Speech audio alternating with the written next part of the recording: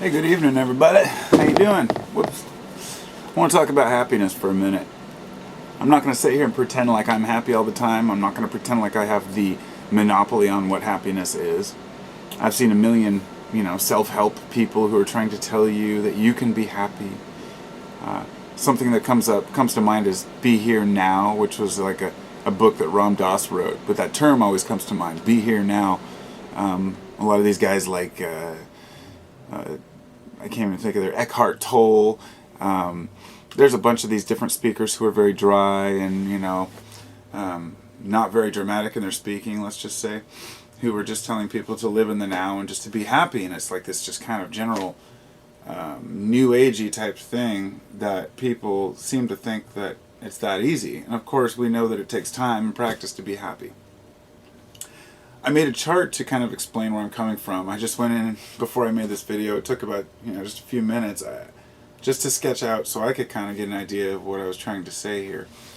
That I've lived many different ways in my life.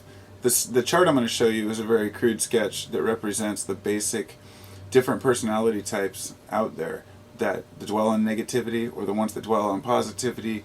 And the neutral or average person. This being said, that each person will share some of all of these traits to an extent. So I'm just going to present it now because this is kind of funny. But it was the best way that I could think to explain what I was trying to say here. So here's what we have. It's a very simple, stupid chart. This is your happiness chart, right? Down here, this line down here is life sucks so bad, okay? This is feeling good or normal, neutral, and this is ecstasy or just so happy. Now, here's the patterns that I've seen in people. The average person will go along feeling pretty good, just having an average life, then something awesome will happen. And then in contrast, they might drop down to kind of a low after that, and then it might just kind of moderate out and repeat. Now, another way to do this would be to say that some person might have a low, like they get really sick, and then they have a really big high afterwards. Maybe they, realize that their health is better and it makes them feel so good. So we've all had these contrasts where something bad happens, which is what makes the good so good. This is why I'm questioning utopia. Now, this is the negative person that we come across, the ones who always find the bad in a situation. They are below the threshold of their happiness and they remain there. And then something bad happens and then they come back up, but they don't really come up that high, and they never let themselves get to the feeling good level, as if they're punishing themselves. And then they'll taper off and that'll happen again. Or something good might happen and drop them to an extreme low afterwards. But basically this is a quick just idea of the pattern. And then once in a while sinking to an extreme low. But the only place to go from there is up. Now this is my ideal pattern right here, and the one that I've found myself tending to follow. Going along and keeping myself above feeling good. Always keeping myself on an above average level. Now this is just, thrown up together. There's no actual levels here, but just keep yourself above the level, Like whenever you feel good, realize you feel really good. Get excited. Then something great happens, and then you're going to drop down, but never let yourself get down to a low. Realize this is good, and then it tapers off. And then something else great happens, and then it tapers off. Something else great happens, and it tapers off, but never letting yourself get below that line. Just like the negative person never lets themselves get above the line. They feel like it might be punishment to feel too good, and you feel like it might be, feel guilty to feel too bad. Self-pity kind of thing. Then this dotted line in here kind of represents the reality of life. Or rather, sometimes the all-around cycle I experience. Feeling really good and then coming down, then feeling good and coming down. I guess this could be more like this. But the trick is keeping it on top of this line. Being above the neutral line. And that's what's important to me. Sorry for the crudeness of it, but hey, I've made several charts in the past to try to explain my points of view, and I asked myself, why are you doing this? And I thought, well, because other people out there have wondered about this too. And I'm no expert on, psychology or personality types, and I'm fortunate that I'm not. I've read into some psychology books, and I started seeing people as personality types and seeing depression, and just a few things I've learned. I still use projection, I don't project. I mean that I've learned to discover when people are doing that to me. So that's opened up a new avenue of realization to me. That if a person that I've never met is yelling and calling me a wife beater, let's say, that, out of the blue, then they may have been beaten. Or if they're calling me a molester, maybe they were molested, this kind of thing, the direct projection or deflection or whatever. But anyway, the point is that psychology has helped me to understand when I'm being an idiot, or when I'm projecting onto somebody, or when somebody calls me out on something and I'm like, oh, bullshit, and then I realize it's true. And being able to admit when you're wrong is super important in life. And so anyway, this chart here, I guess, is just my kind of layman version of saying that if you fall in the purple category, where you're never letting yourself get to feeling good because it's a guilt thing, then there's a serious problem. You're going to suffer mentally and physically because of this. I know some folks don't realize this, but your mental and physical bodies are intertwined, and it's not just a hypothetical. You really do affect your health by your mood. If you want to get scientific about it, stressing causes the release of cortisol, which can basically, this is why people gain weight and whatnot, but it compromises your immune system. All these negative things happen. And this is why I'm talking about this. Because I meet a lot of people out there who are really upset in life. They're really negative, and they never can feel good. And they never let themselves get to feeling good. And although I'm happy, I don't fool myself. This chart is a total joke in reality, because this level, the level of what good is, or average, is completely different for each person. That's the whole point. Each person's... Don't think of this as a chart of different people, but rather think of it as a chart of you or me as individuals, and where we can choose to be in our own lives.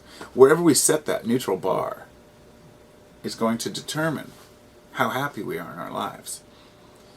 This comes down to the old being happy with what you've got kind of thing. Or having gratitude, and not always expecting more kind of thing. We find a level where we're happy and we accept it. And a lot of folks want more. They can't be happy with a little because they feel like they see others that have more, and maybe they're envious of that, or crave that, or maybe they've been fooled into thinking that money does buy happiness. You can tell people all day long that you're not going to be happy with money, but they'll always say, say that when you have it. Of course, I've never had it, so I don't know. But I know that nothing material ever made me truly happy. Just knowing in myself who I am. So I bring that bar up every time I figure out something new about myself and discover something. And not just about myself, but about other people. And that's one of the most awesome things, is when I discover something that other people do, even if it's something I wouldn't even remotely think I would do, if it's something a person's doing, like being condescending or arrogant, or like pushing their views, I ask myself, if it bothers me, is it something that I do? Is this maybe coming back on me? Because nature tends to put back in your face the things that you need to learn. This comes down to the old basic patterns, overlaying patterns in life, the archetypes. So anyway, I could go on rambling about this, but I think I got my point across, that if you bring that happiness bar up, just remember that those little checks and ups and downs are the moments where the reason why when you have a really good day, it can get really bad afterwards, is it's this contrast. But more often we notice that when we have a really bad day, then the next day can be really good. But we make the choice to whether our next day is going to be good, or if we're going to whine like sniveling little babies. And that's the choice that we make.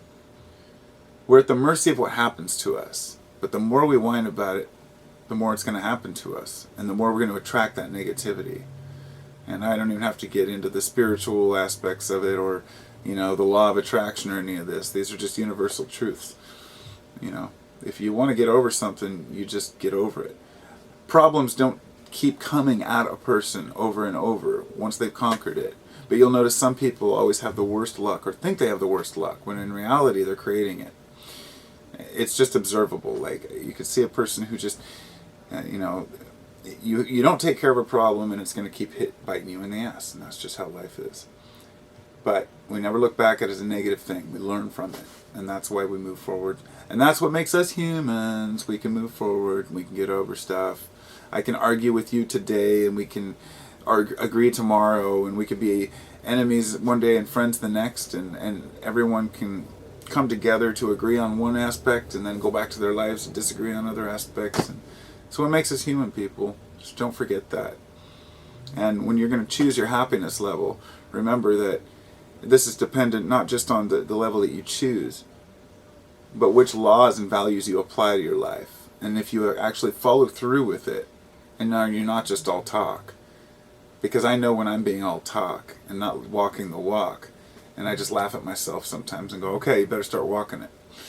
And the more we learn about ourselves, the easier that is to do. And that's my take on it. So I hope you're happy, and I hope you have found a way for you to be happy as an individual. And it truly means a lot for me to see other people happy, because when people are angry, it makes for really bad conversation.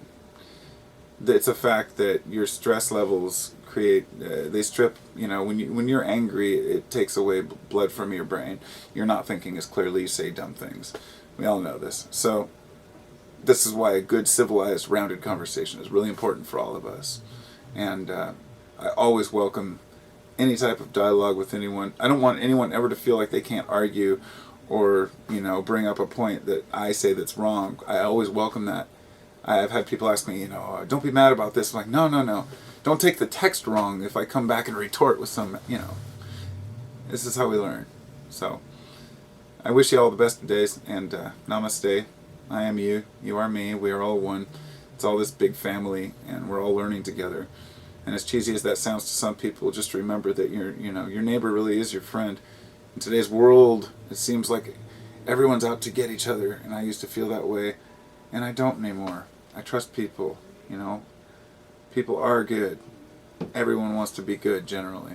And the few who don't, well, we'll put them in their place.